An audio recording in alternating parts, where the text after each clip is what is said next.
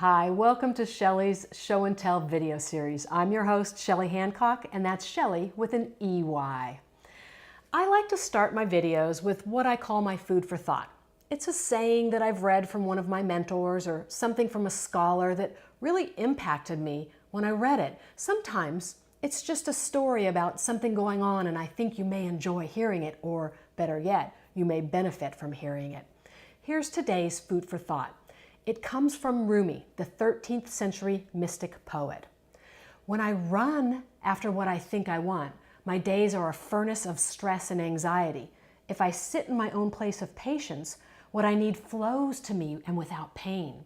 From this, I understand that what I want also wants me and is looking for me and attracting me. There is a great secret here for anyone who can grasp it.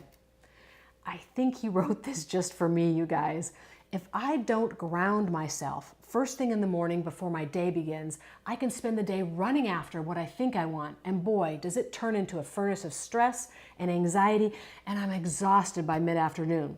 The day is running me instead of me running the day.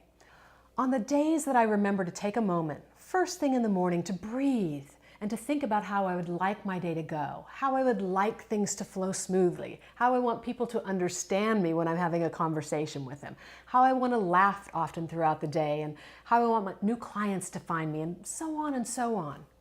On the days that I do remember to do this, when I remember to think about what I want first instead of running after what I think I may want, well, my day just turns out so much better. So let's chat about sales today. I hear the following statements a lot in conversations with the people I coach. I just don't know how to sell, Shelley, so I just don't do it. Or I don't want to sound too salesy, so I just don't sell products to my clients. I feel pushy when I sell products to my clients. Understand this. Your clients come to you for your expertise. You don't need to sell them anything. Your role is to teach them or share with them. One day I was having a conversation with the executive producer on my radio show, and I don't even remember what the conversation was about, but I do remember one very profound thing that he said to me. Followers only follow leaders who lead. That statement really hit me. Here's how I connect it to our clients. They can't follow us unless we lead them. Let me use this example in the aesthetic world, but it pertains to you no matter what business you're in. When you're sitting with your client at the end of the facial, checking them out, in your head, you want them to purchase products, right? You want them to reschedule for the next month, or even better yet, book a series of treatments over the next few weeks. At that moment, they are your follower, and if you don't lead them, they can't follow you. Lead them to make that next appointment. Lead them to purchase that product that will benefit their skin. You see what I'm getting at?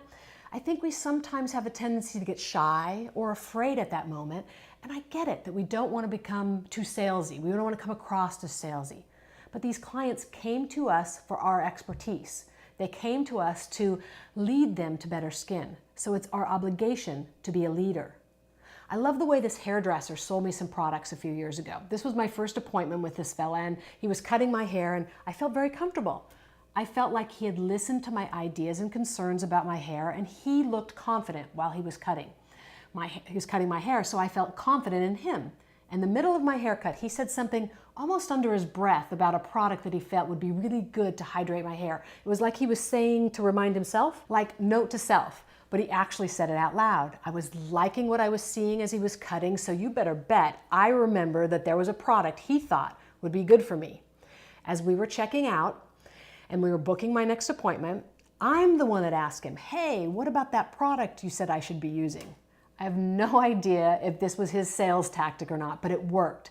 I didn't feel sold to. It certainly didn't feel pushy. It felt like the expert had an idea about something that would make my hair healthier, and I followed his expert advice. No sales, just sharing. So let's talk about confidence.